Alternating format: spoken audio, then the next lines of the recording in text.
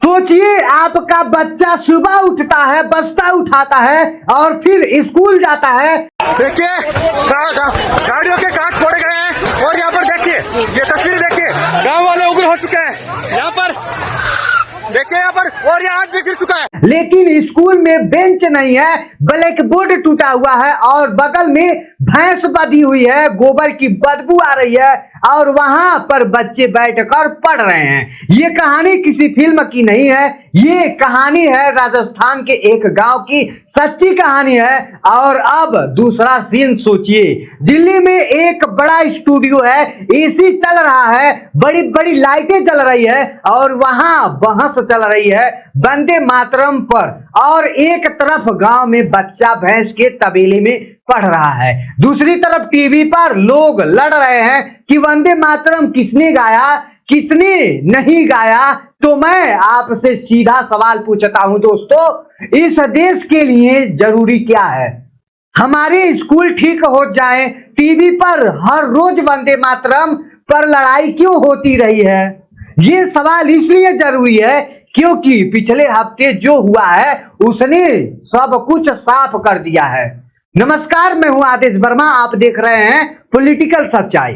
राजस्थान में एक जगह है रामपुरा गांव, वहां एक सरकारी स्कूल है। एक साल पहले कुछ नौजवान वहां गए थे, उन्होंने देखा स्कूल भैंस के तबेले में चल रही है, दीवारें गिरी हुई है, छत नहीं है, बच्चे जमीन पर बैठे हैं। उन्होंने वीडियो बनाया, लोगों को बताया। एक साल बाद वो फिर से गए, सोचा शायद अब स्कूल ठीक हो जाएगा, लेकिन स्कूल वैसे का वैसा ही था। अब भी बच्चे उसी तबेले में पढ़ रहे हैं। इस बार वो अकेले नहीं थे, साथ में लड़कियां भी थी, कुछ बड़े लोग भी थे। उनका मकसद सिर्फ इतना था, स्कूल को देखना और पूछना कि इसे ठीक क्यों नहीं किया गया। लेकिन जैसे ही वो गांव में घुसे, उन पर हमला हो गया, लाठियां चली, पत्थर चला, पत्थर फेंके गए और गाड़ियों के शीशे तोड़े गए।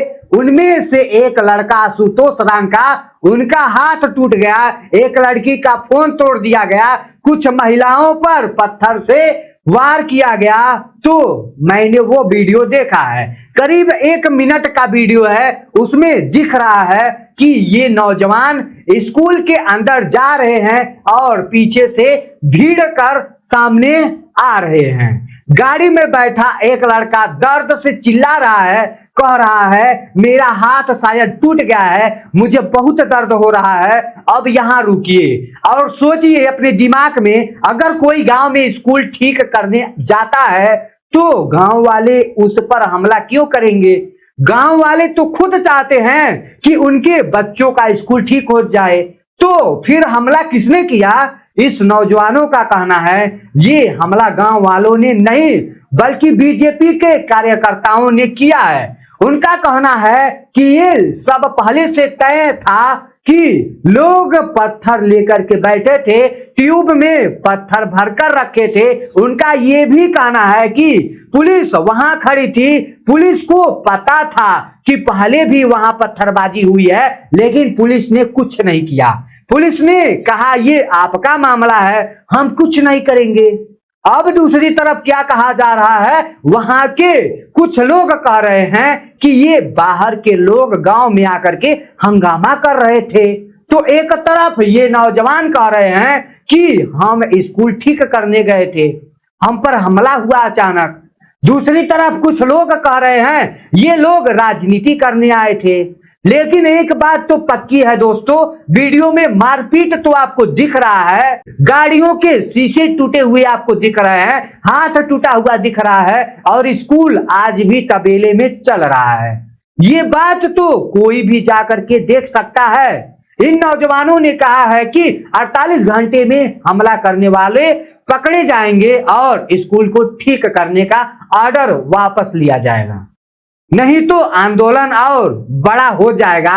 अब यहीं से कहानी का दूसरा हिस्सा शुरू होता है।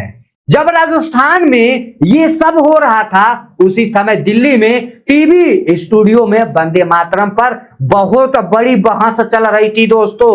देश के गृह मंत्री अमित शाह ने कहा है कि कांग्रेस ने वंदे मातरम का अपमान किया है। उन्होंने कहा है कांग्रेस वोट बैंक के लिए ऐसा कर रही है। उन्होंने 1937 की बात निकाली है। 1937 में क्या हुआ था? कांग्रेस ने तय किया था कि वंदे मातरम के पहले 2 छंद ही गाए जाएंगे। अब देखिए अमित शाह ने क्या कहा है। उन्होंने ये फैसला जो उन्होंने कहा है ये लाखों शहीदों का अपमान है, जो वंदे मातरम कहते हुए फांसी पर चढ़ गए। अब यहां कहानी बदलती है।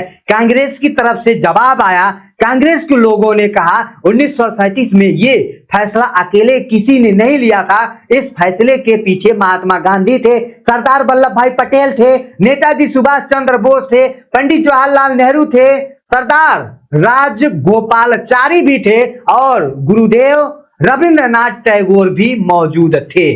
तो सवाल ये उठ रहा है कि क्या अमित शाह इन सब लोगों पर भी सवाल उठा रहे हैं? क्या वो कह रहे हैं कि गांधी जी ने गलत किया, पटेल ने गलत किया, बोस ने गलत किया?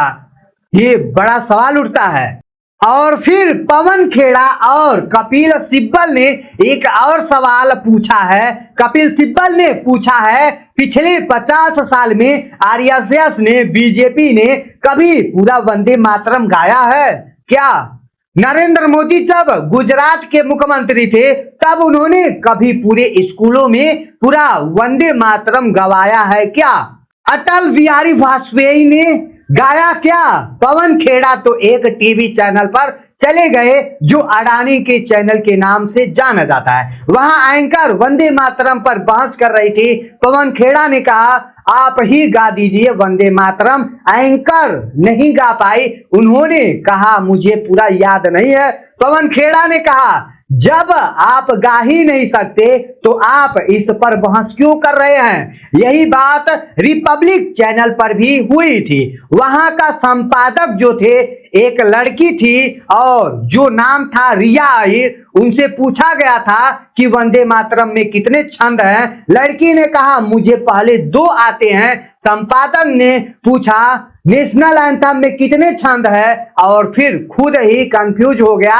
नेशनल एंथम यानी जनगण मन और नेशनल सॉन्ग्स यानी वंदे मातरम दोनों अलग अलग हैं, लेकिन एंकर दोनों को एक ही बोल रहा था। फिर उसी डिबेट में एक और मेहमान को दिमागी नक्सल कह दिया गया। ये वही शब्द है जो प्रधानमंत्री कई बार इस्तेमाल करते हैं। तो लोगों ने कहना शुरू किया कि ये एंकर बीजेपी की भाषा बोल रही है। अब देखिए ध्यान से, एक तरफ आप कहते हैं वंदे मातरम जरूरी है, देशभक्ति जरूरी है, दूसरी तरफ आपका अपना चैनल आपको अपने एंकर वंदे मातरम गा नहीं सकती, जनगण मन और वंदे मातरम में फर्क बता नहीं सकती। तो फिर ये बहस किस लिए है? और मैं आपको एक और बात बता दूं कि मैंने खुद स्कूल में वंदे मातरम सीखा था।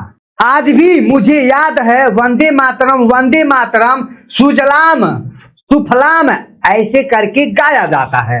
मैं इसे दिल से गाता हूं, लेकिन मैं इस पर गंदी राजनीति नहीं करता हूं। अब सबसे बड़ा सवाल ये है, ये सब बहस क्यों हो रही है? अभी पहलगांव में हमला हुआ था, उसका जवाब कौन देगा? दिल्ली में दंगे हुए, मणिपुर में 2 साल से हालत खराब क्यों है? छात्रों पर पुलिस ने लाठी क्यों चलाई? इन सवालों का जवाब नहीं दिया जा रहा है, लेकिन वंदे मातरम पर रोज बहस हो रही है।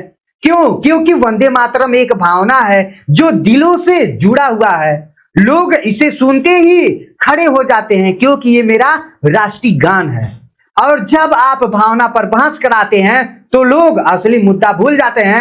असली मुद्दा क्या है? असली मुद्दा है स्कूल। राजस्थान में सिर्फ एक स्कूल तबेले में नहीं है, ऐसे बहुत से स्कूल हैं जहां टॉयलेट नहीं है, शुद्ध बच्चों के लिए पीने के लिए पानी नहीं है, शुद्ध टीचर नहीं है। अगर एक गांव में स्कूल तबेले में चल रहा है तो क्या उसे ठीक नहीं होना चाहिए?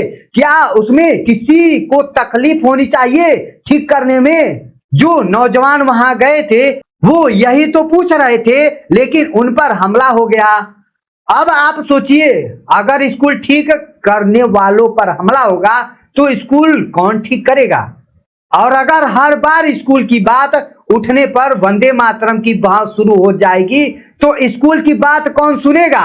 इसलिए मैं कह रहा हूं दोस्तों, हमें सोचना पड़ेगा। सरकार से मेरी सवाल है, आपका शिक्षा मंत्री क्या कर रहा है? राजस्थान में स्कूल तबेले में क्यों चल रही है? एक साल में जो वही हाल पिछले साल था वही हाल इस साल भी है। आखिर क्यों ऐसा हो रहा है? क्यों इसे ठीक नहीं कराया जा रहा है? तो उस पर हमला कैसे हो जाता है? पुलिस खड़ी खड़ी देखती रहती है। विपक्ष से मेरा सवाल है, आप सिर्फ टीवी पर जवाब क्यों देते रहते हो? आप जमीन पर भी उतरो, बच्चों के भविष्य के लिए भी सोचो।